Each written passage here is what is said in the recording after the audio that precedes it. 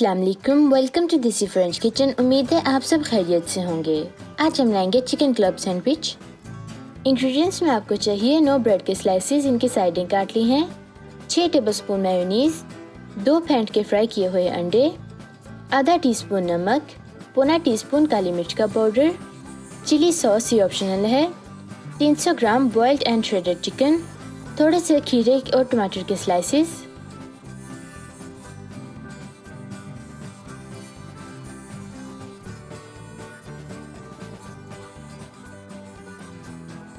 बिस्मिल्लाहिर्रहमानिर्रहीम। सबसे पहले एक बाउल में चिकन, मेयोनीज, नमक और काली मिर्च को अच्छी तरह से मिक्स कर लेंगे।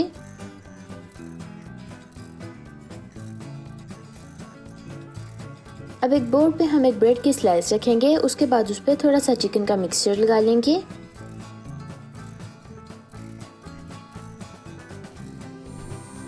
इस पे हम एक और स्लाइस रखेंगे और थोड़ी सी चिली सॉस लगा लेंगे।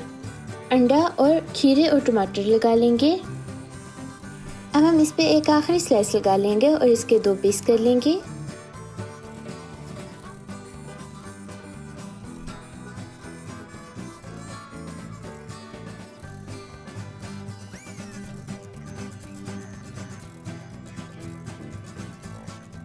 चिकन सैंडविच हमारा रेडी हो गया है। आप भी इसको ज़रूर ट्राई कीजिएगा और फिर बताइएगा कि आपका कैसे बना।